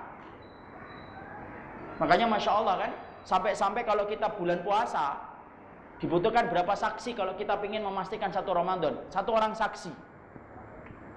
Berapa butuh orang yang saksi? Berapa butuh saksi kalau memastikan kita sudah memasuki 1 Syawal? Hanya butuh 2 saksi. Ada 2 orang yang melihat hilal, cukup. Besok berarti 1 Syawal. Tapi perhatikan ketika kemudian sunnah itu memerintahkan kepada kita supaya kita kemudian memastikan orang itu berzina. Kalau sudah berkaitan tentang kehormatan orang, Masya Allah, butuh berapa saksi? Berapa saksi yang dibutuhkan kalau menetapkan orang berzina? 4. Padahal kalau antum pikirkan, mungkin nggak ada orang jenggotan panjang-panjang 4 orang bareng-bareng ngeliatin gitu. Susah, Pak. Kenapa tidak butuh orang saksi yang soleh saja, Ustaz? Enggak. Kenapa? Dijelaskan oleh para ulama salaf. Karena semangat sunnah itu semangat nutupin kekurangan orang dan menutupi aibnya orang. Itulah akhlak. Karena kalau kita perhatikan semua syariat sunnah itu semuanya itu berkaitan tentang akhlak. Makanya sampai-sampai dalam kehidupan kita itu akhlak, semuanya sunnah itu adalah bagaimana mendidik kita itu berakhlak. Bapak diperintahkan untuk banyak diemnya, Kalau beriman kepada Allah dan hari akhir, banyak diamnya, jangan ngomong kecuali benar. Kalau tidak bisa ngomong yang benar, maka disuruh diam. Kenapa? Supaya tidak melukai orang. Bapak kalau kedatangan tamu disuruh memuliakan, siapa yang merasakan manfaatnya? Orang yang bertamu ke kita. Kita diperintahkan untuk memuliakan tetangga, sunnah. Kita diperintahkan untuk senyum. Sampai bapak diperintahkan ketika banyak atau memasak daging, bapak diperintahkan untuk memperbanyak kuahnya, ya kan? Kenapa memperbanyak kuahnya? Supaya tetangganya dapat. Tapi jangan buat mie, kuahnya dikasih tetangga, bapak mie-nya. Kenapa? Sampai Syekh Utsaimin lalu menerangkan, karena sesungguhnya kalau kita perhatikan bangunan sunnah itu terdiri dari dua perkara. Satu, bagaimana kita memberikan manfaat yang banyak kepada orang yang beriman. Dua, bagaimana sunnah itu menjaga kita supaya tidak menyakiti orang yang beriman. Makanya Masya Allah, inilah yang menjadikan kita harus paham bagaimana akhlaknya Rasul luar biasa dalam kehidupan. Ini kita belum membicarakan akhlaknya Rasul. Makanya Rasulullah SAW betul-betul luar biasa di dalam menjalankan akhlak. Makanya sampai Ibunda Aisyah itu pernah ditanya, apa yang kurang dari kehidupan Rasulullah? Tidak pernah ada yang kurang. Padahal setiap waktunya Ibunda Aisyah itu terbakar cemburu. Tapi dia sepakat bahwasanya Nabi adalah orang yang paling baik akhlaknya, dan tidak ada orang yang berjalan sebagaimana Quran kecuali adalah Rasulullah SAW. Inilah yang menjadikan kita akhirnya paham. Jangan bedakan antara manhaj dengan akhlak. Karena manhaj dengan akhlak itu sama. Tidak ada yang membedakan antara satu dengan yang lainnya. Disitulah kita akan mengerti bagaimana kehidupan akhlaknya Nabi, itulah manhajnya Nabi. Belum lagi dengan para sahabat, Pak. Tidak ada orang yang paling baik di dalam mengikuti akhlaknya Nabi kecuali para sahabat. Kalau sudah bicara tentang Nabi, sudah. Kita bicara turun, para sahabat. Kalau bicara tentang para sahabat itu luar biasa. Bagaimana akhlak mereka yang luar biasa kepada sesama orang yang beriman. Bahkan kalaupun mereka di antara mereka jatuh dalam perselisihan, mereka itu menunjukkan akhlak. Mari kita ambil sebuah kisah yang sahih. Jadi kemudian Abu Dzar dan Bilal bin Abi Rabah. Bilal bin Abi Rabah itu pernah bermajlis bersama dengan Abu Dzar. Ketika kemudian terjadi pembicaraan, maka kemudian Abu Dzar itu menyampaikan tentang strategi perang. Bilal bin Abi Rabah tidak setuju dengan strategi perang yang disampaikan oleh Abu Dzar. Apa yang dilakukan oleh Bilal? Bilal mengatakan, saya tidak setuju wahai Abu Dzar. Abu Dzar refleks, Pak, marah. Dia kemudian mengatakan, uskut anta ya ibna sauda. Diam kamu, anak hitam dari perempuan hitam. Jangan ikut ngomong. Jangan nyanggah perkataan saya. Coba. Bilal ketika mendapati jawaban itu disampaikan oleh Abu Dzar, Masya Allah, marah. Tapi marahnya para sahabat itu dikontrol dengan sunnah. Tidak langsung kemudian, ngomong apa kamu Abu Dzar? Ayo ulangi lagi. Tidak. Abu Bilal mendapati perkataan itu, marahnya, Masya Allah ketika saya baca ini, marahnya para sahabat itu dikontrol dengan sunnah yang mengatakan, lanahkum hatta nahkum ali Rasulillah. Kami tidak akan pernah menghakimi perkataan kamu ini sampai kami berkata kepada Nabi. Masya Allah, langsung ditinggalkan itu kemudian Abu Dzar. Bilal langsung menemui Rasulullah. Abu Dzar setelah disebutkan kata Rasulullah langsung paham, dia salah. Dia nggak mengejek Bilal, alah, cengeng gitu aja lapor sama Nabi. Enggak, Abu Dzar ngerti salahnya. Lalu kemudian diikuti Bilal itu saat itu. Sampai kemudian Bilal berkata kepada Rasulullah, ya Rasulullah, sesungguhnya Abu Dzar menyampaikan satu strategi perang, saya tidak setuju. Tiba-tiba dia kemudian mengungkit ibuku yang hitam dan menyebut saya adalah perempuan hitam, ya Rasulullah. Saya merupakan anak perempuan hitam. Padahal Bilal hitam atau tidak hitam? Hitam, Pak. Tapi Masya Allah, luar biasa produk surga itulah Bilal. Maka kemudian Rasulullah itu langsung nampak wajah kemarahannya ketika kemudian Abu Dzar itu tidak memperlihatkan akhlak yang baik kepada Bilal bin Abi Rabah. Abu Dzar datang langsung kepada Nabi untuk kemudian meminta ampunan. Tahu ucapan apa yang disampaikan Nabi untuk mendidik Abu Dzar dan mendidik kita supaya memperhatikan akhlak kepada sesama orang yang beriman.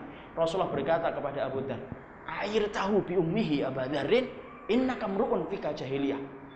Bilal, Abu Dzar, kamu berani banget ya mengejek ibunya, yang hitam dan menyebutnya sebagai orang anak perempuan hitam dari orang hitam, sesungguhnya kamu belum sembuh dari perangkat jahiliyah. Abu Dar nangis, Pak. Apa yang ditebus oleh Abu Dar? Dia ikutin Bilal. Kemudian dia letakkan pipinya di atas jalan yang sering dilewati oleh Bilal ketika akan mengumandangkan adzan.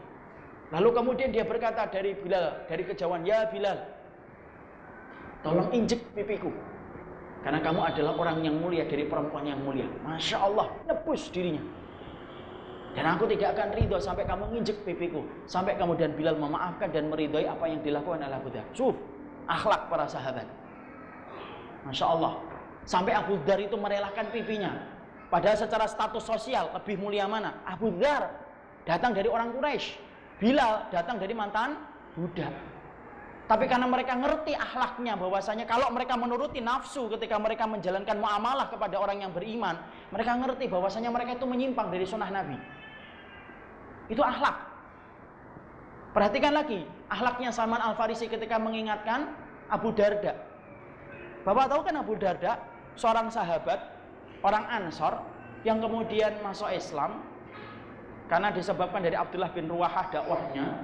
Tapi apa yang terjadi? Abu Darda, Pak, itu akhirnya kemudian ketika Salman Al-Farisi, karena Salman Al-Farisi ini dipersaudarakan dengan Abu Darda, maka kemudian tiba-tiba Salman Al-Farisi datang ke rumahnya Abu Darda, lalu kemudian mendapati Abu Darda, istrinya itu menyajikan dan pakaiannya itu berantakan. Lalu kemudian Salman Al-Farisi mendapati keterangan dari istrinya, "Saudaramu Abu Darda itu tidak memperhatikan aku, tidak pernah menyentuh tubuhku. Dia kalau malam sholat malam terus, kalau siang puasa terus. Dia tenggelam dalam ibadah dan aku tidak pernah disentuh." Abu Darda dan Ummu Darda, Pak. Padahal kita harus tahu ya, Pak, Abu Darda dan Ummu Darda ini ketika Abu Darda akan meninggal dunia, Bapak tahu apa yang diucapkan oleh Abu Darda? "Kalau kamu ingin bertemu dengan diriku, maka jangan nikah lagi." Makanya Masya Allah, Ummu Darda menepati janjinya kepada Abu Darda. Setelah Abu Darda meninggal dunia, Masya Allah, maka Ummu Darda ini dipinang, istri keberapanya, oleh sahabat Muawiyah, tetapi ditolak. Kemudian Muawiyah bertanya kepada Ummu Darda, "Apa yang menghalangimu untuk menerima diriku? Karena aku ingin bersama dengan Abu Darda di surga." Masya Allah. Jadi boleh nggak kita berwasiat kepada pasangan kita supaya tidak menikah setelah kita mati? Boleh. Tapi wajib ditaati? Enggak.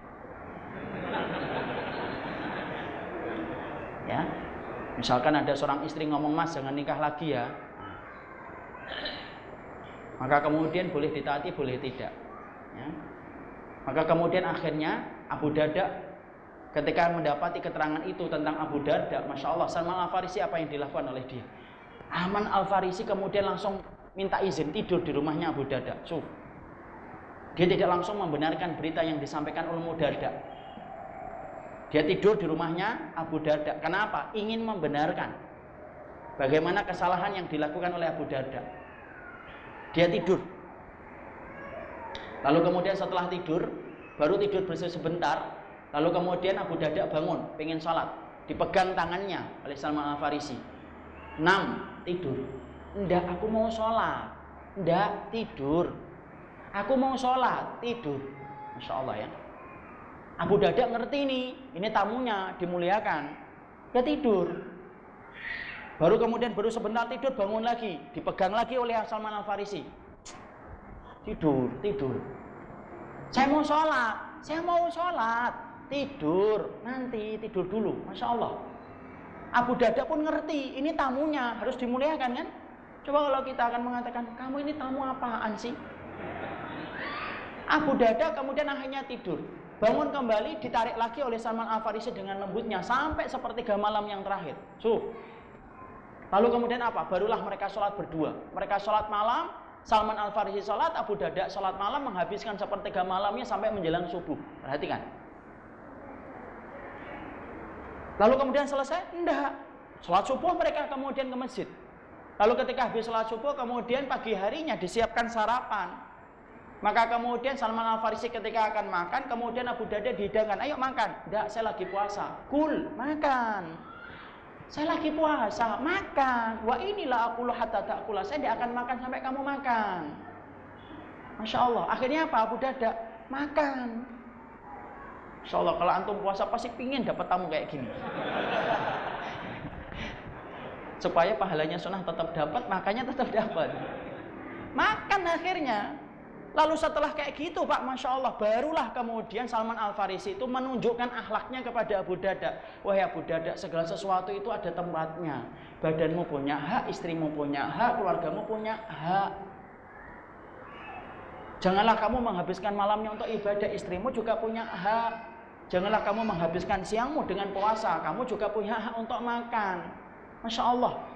Ternyata seorang Salman Al-Farisi menyampaikan nasihat supaya Salman Al-Farisi, supaya Abu Darda memberikan hak dalam setiap bagian hidupnya.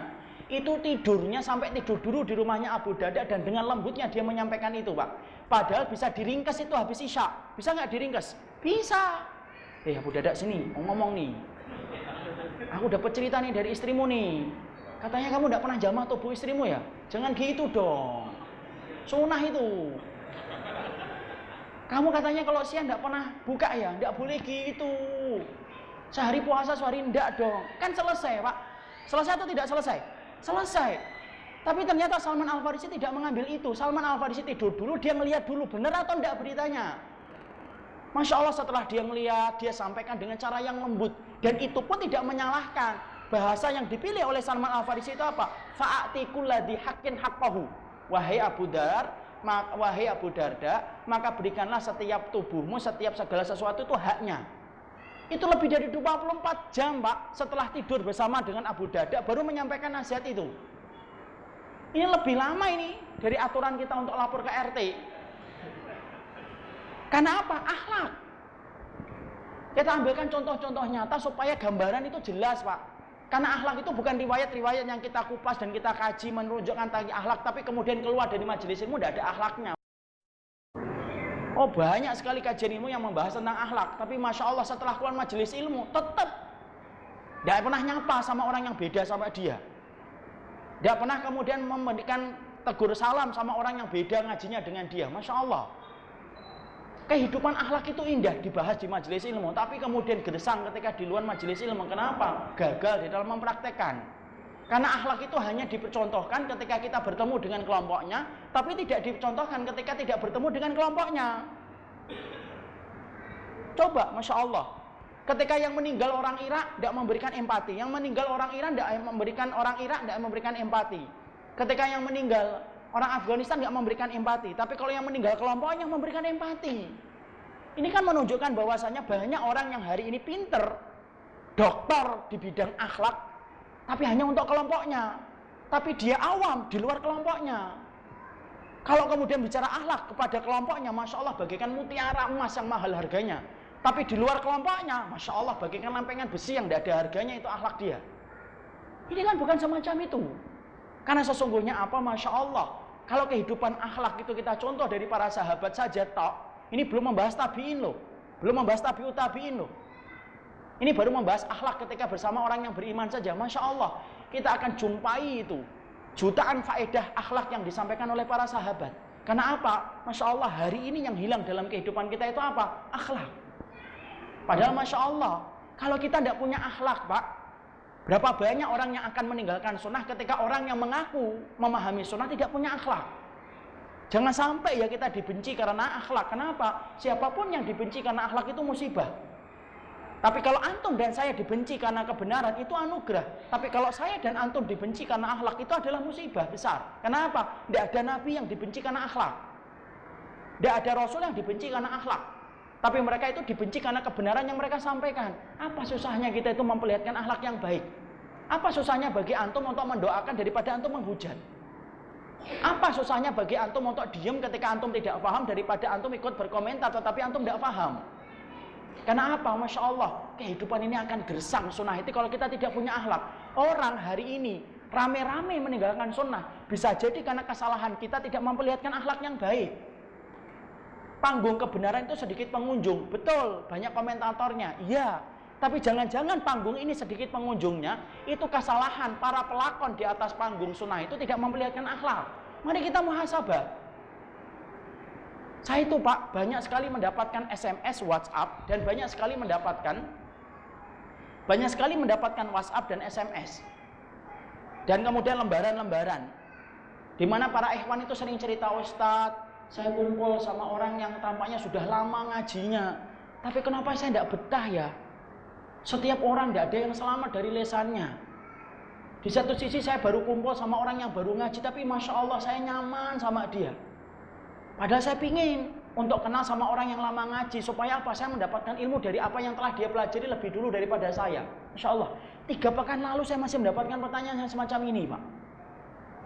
Loh, kalau kemudian orang mengaku dan menepuk dada dia solih, tapi tidak berbanding lurus dengan akhlak yang dia miliki, Masya Allah, dari perkara mana orang itu akan memeluk indahnya sunnah kalau kita tidak memiliki akhlak yang baik?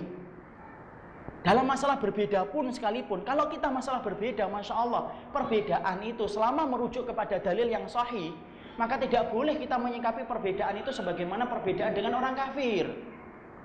Kadang-kadang ada perbedaan atau tidak? Iya. Siapa yang mengatakan sunnah tidak ada perbedaan? Saya ingin tahu dalilnya. Kalau mengamalkan sunnah itu tidak ada perbedaan. Bukankah Ibnu Abbas berbeda dengan Ibnu Umar? Bukankah Abdullah bin Mas'ud berbeda dengan Abu Sa'id Al-Khudri? Bukankah Imam Ahmad berbeda dengan Imam Malik? Tapi Masya Allah, walaupun mereka berbeda, ketika mereka memiliki manhaj dan akhlak yang baik, perbedaan itu tidak menjadikan mereka itu saling membenci. Perhatikan Utsman bin Affan. Beliau itu kalau safar 4 rakaat, jarang beliau mengqasar. Abdullah bin Mas'ud kalau beliau safar itu kemudian ngambil rukhsah 2. Tapi Masya Allah, setiap Abdullah bin Mas'ud safar bersama dengan Utsman bin Affan, maka subhanallah, Utsman bin Affan itu tidak pernah dilanggar dan tidak pernah disanggah perkataannya. Abdullah bin Mas'ud ngikutin apa yang dilakukan oleh Utsman.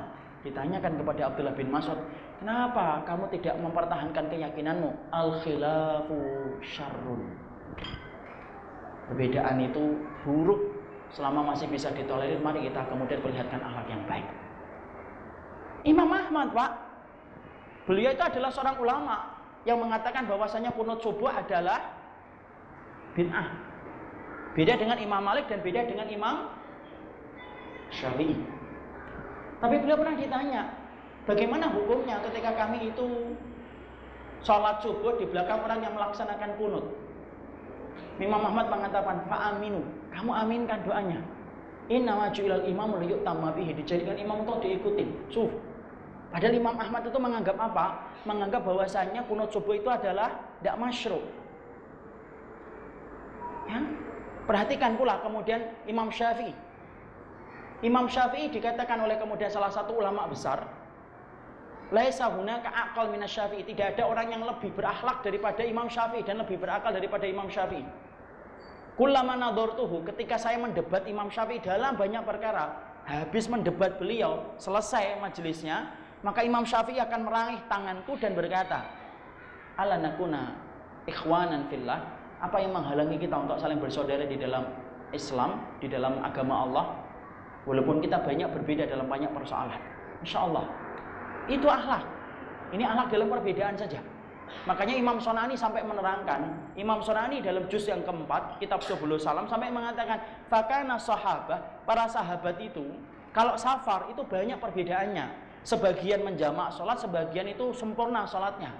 Sebagian mereka berbuka puasa, sebagian mereka itu berpuasa. Tetapi walaupun mereka berbeda dalam satu kali safar, Masya Allah, mereka tidak saling memberikan aib ketika mereka itu mendapati perbedaan di antara mereka. Ini Masya Allah, inilah contoh ya, bagaimana kehidupan akhlak itu betul-betul hidup di antara kehidupan para sahabat. Kita belum mengambil contoh ini akhlaknya para tabi'in, belum mengambil contoh ini akhlaknya para tabi'ut tabi'in, tidak akan selesai Pak, karena memang materinya panjang. Tapi yang paling penting kita pahami di sini, Masya Allah, apa? Sesungguhnya setelah kita paham bahwasanya kita wajib untuk ngikutin Rasul, mari kita tunjukkan akhlak yang baik. Jangan sampai ilmu ibaratnya benih ditaruh di dalam tanah, yang tumbuh adalah pohon yang berduri dan buahnya masam. Setiap orang yang lewat terluka. Setiap orang yang lewat tidak mampu mendapatkan manisnya buah ketika antum belajar ilmu. Tapi jadikanlah ilmu ibarat benih yang ditaruh di dalam tanah, yang tumbuh pohon buahnya manis dan mampu memberikan keteduhan bagi orang yang melewatinya. Itu ilmu. Orang itu harusnya setelah mempelajari ilmu, Masya Allah, tampak bagaimana kesabarannya, tampak bagaimana kelembutan hatinya, tampak bagaimana kelurusan lisannya. Itulah yang benar. Jangan sampai kemudian kita mengaku sudah ngaji, mengaku sudah berilmu, tapi Masya Allah tidak nampak kehidupan akhlak dalam kehidupan sehari-hari. Coba sampai ada seorang ikhwan yang tadi ngomong kayak gitu, saya kok nggak nyaman ya sama orang yang sudah lama ngaji, tapi justru saya malah merasa nyaman sama orang yang baru belajar. Kenapa? Karena mereka justru malah orang yang paling menahan lisannya untuk tidak menodai kehormatan orang. Masya Allah. Inilah yang menjadikan kita hari ini apa? Banyak orang yang mereka itu belajar manhaj, tapi memisahkan manhaj dengan akhlak. Dan tidak sadar yang menilai siapa? Orang lain. Banyak yang terluka dengan sikapnya. Dan banyak orang yang membencinya. Banyak orang membencinya karena akhlaknya yang buruk. Kita harus paham, Pak. Kalau orang itu mengingkari sunnah, itu ada dua. Satu, yang pertama, bisa jadi karena fitrahnya sunnah untuk dimusuhi. Atau yang kedua, kita orang yang mengamalkan sunnah tidak memperlihatkan akhlak yang baik. Sampai-sampai orang akhirnya meninggalkan sunnah. Bukan karena mereka benci sama ajaran Nabi, tidak. Mereka meninggalkan sunnah itu karena apa? Karena orang yang menyampaikan sunnah melukai hati mereka, merobek-robek kehormatan mereka, yang menjadikan mereka akhirnya membenci. Kalau ingin dipahami, tolong pahami orang. Kalau ingin dihormati dan disayangi, tolong sayangi orang. Karena apa? Siapapun Pak, orang itu butuh untuk disayangi dan diberikan akhlak yang baik. Sebagaimana Bapak dan saya senang kalau ada orang yang berakhlak dengan akhlak yang baik kepada kita. Inilah untuk menjembatani dari segala macam istihad yang berbeda. Karena apa? Selimut bagi ukhuwah, yang menghangatkan ukhuwah itu apa? Ketika kita memiliki akhlak yang baik. Jadi Masya Allah, inilah yang kemudian kita kaji. Banyak masalah. Dan sunnah ini harus selalu kemudian kita sampaikan setiap orang supaya paham tentang indahnya kehidupan salafus ummah. Tapi apa? Dengan akhlak yang baik. Saya ambilkan contoh yang paling gampang. Terakhir.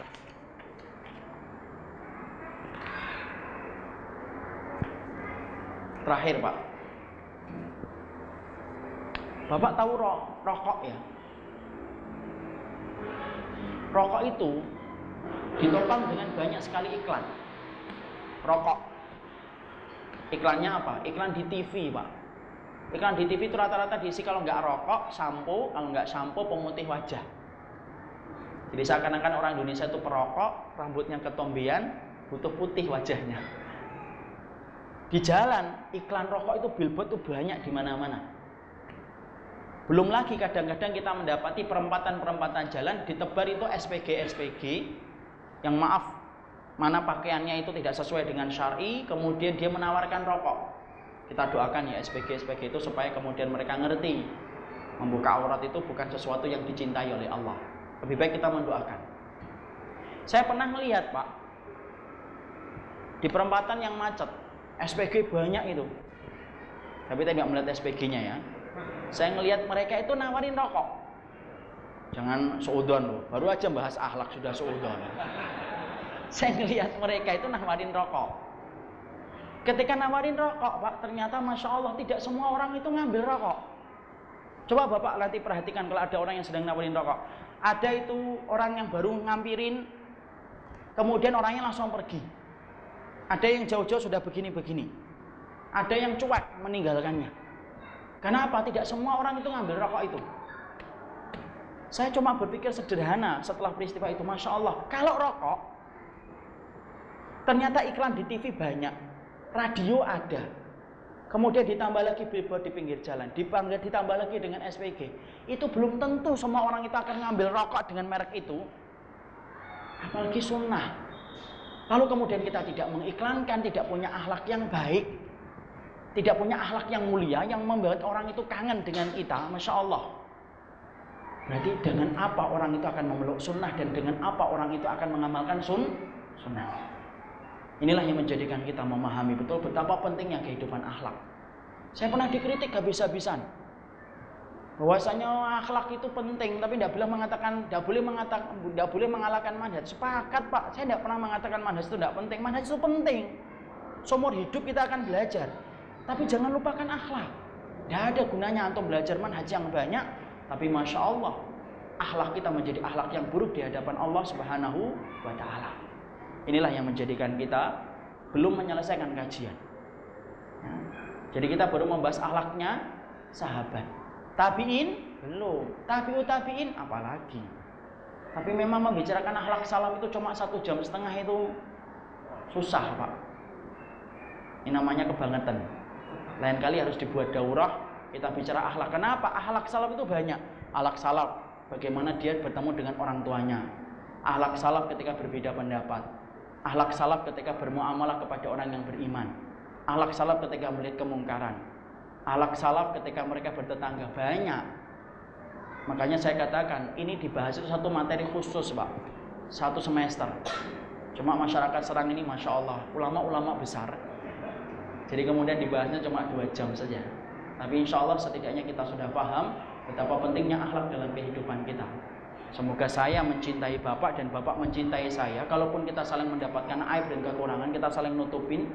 Walaupun kita kececer sholat tahajudnya, kececer zikir paginya, kececer zikir sorenya. Tapi kalau kita punya hati yang bening mencintai sesama orang yang beriman, bisa jadi itulah yang lebih mulia di hadapan Allah daripada rangkaian ibadah-ibadah sunnah yang kita kerjakan. Allah a'lam bishawab. Sudah diingetin oleh panitia, sudah jam 11 lewat dan sudah lewat banget masalahnya. Jadi kita cukupkan kajian kita dalam kesempatan kali ini walaupun belum menjelaskan semua. Harusnya tadi baru muqaddimah. Karena saya belum menerangkan tentang semua dalil-dalilnya secara lebih terperinci. Tapi waktu jualah yang membatasi di antara kita, dan semoga Allah memberikan akhlak kita dengan akhlak yang mulia dalam kehidupan kita. Ini yang dapat saya sampaikan. Di dalam pertemuan kali ini kita akan lanjutkan dengan tanya jawab.